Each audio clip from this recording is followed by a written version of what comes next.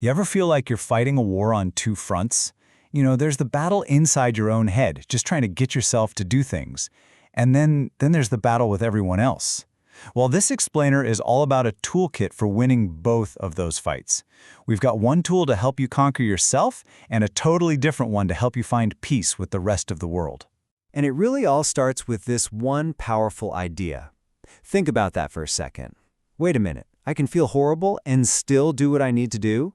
That's a total game changer. It's the moment you realize your feelings don't have to be in the driver's seat. That simple, but honestly profound idea, that's the key to the very first tool we're going to talk about. Okay, so first up, the battle with yourself. And man, we all know this one, right? That feeling of just being stuck, paralyzed. To really understand how to fight it, we're going to look at the story of Mel Robbins, because she was at absolute rock bottom. I mean, look at this number. At 41 years old, this was her reality, almost $1 million in debt. She was jobless. Her husband's business was falling apart right in front of her.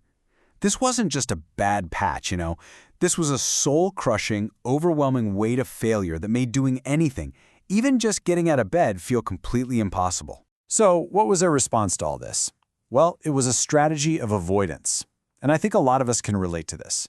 Hitting the snooze button again and again and again. Using a drink to just numb the pain and anxiety.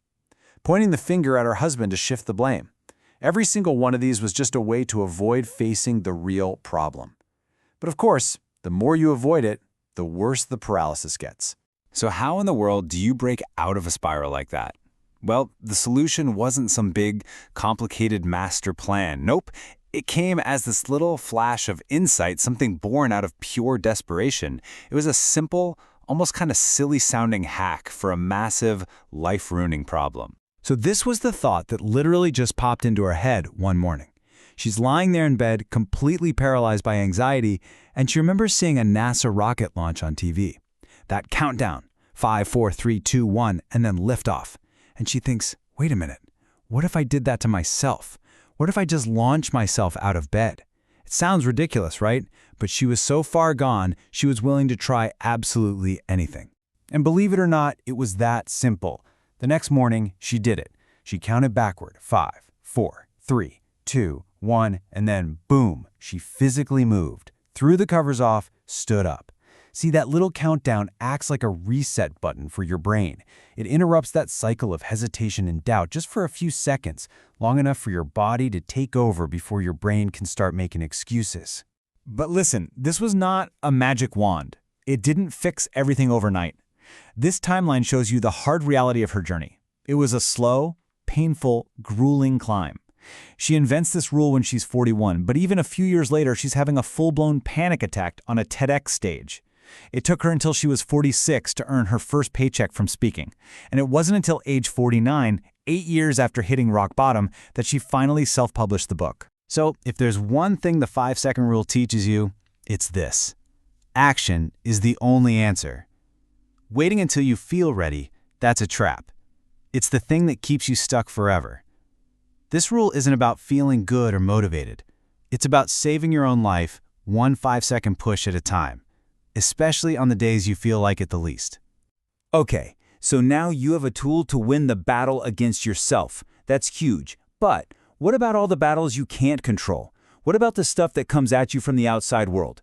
This is where we need the second part of our toolkit. Yeah, the 5-second rule is amazing for winning that internal battle of hesitation versus action. But here's the thing, and Mel Robbins is the first to say it, it has its limits. It's designed to help you push yourself, which is exactly why we need a completely different strategy for everything else. I mean, seriously, think about it. You can't 5, 4, 3, 2, 1 a traffic jam away. Counting backwards isn't going to stop your boss from breathing down your neck or some random stranger from being a jerk. And it sure as heck can't stop the judgment or those little passive-aggressive comments you get from your own family. These things are external. They're outside of your control. So what's really stopping you from living the life you want? Often, the answer is kind of surprising. It's other people. Or, to be more accurate, it's the absolutely insane amount of energy we spend trying to manage what they do, what they say, and most of all, what they think about us. And that, That brings us to our second tool. This is the one that's designed specifically for that external battle. And it's built on just two incredibly simple words that have the power to set you free. There it is. Let them. That's it. It sounds almost too simple, doesn't it? But discovering the power behind these two little words is like flipping a light switch in your brain. It's a total shift away from trying to control things you can't control and a shift toward taking back your own peace and energy. So what exactly is the let them theory? Well, think of it as a way to protect your own energy.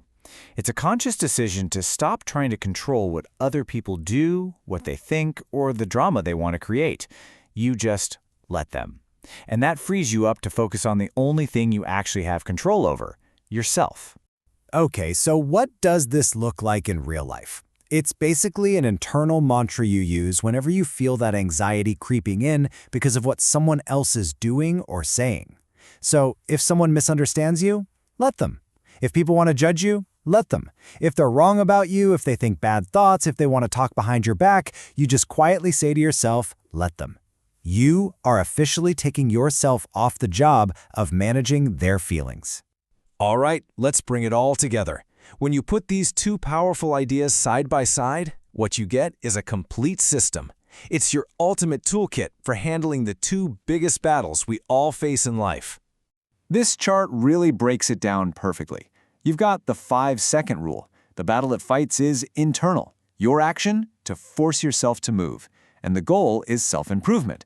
Then you have the let them theory. The battle here is external. Your action is to practice detachment, and the goal, relationship health and your own personal peace. If you want to boil it down to its simplest form, here it is. 5, 4, 3, 2, 1 helps you control yourself when you feel like giving up. Let them helps you stop trying to control everyone else. One is about grabbing the steering wheel of your own car. The other is about realizing you need to let go of the steering wheels in everyone else's cars, because they were never yours to begin with. And here's maybe the most important part of this whole story. It's not about being special or gifted or lucky. Mel Robbins says it herself. I just found the tools that worked for me and I used them. That's it.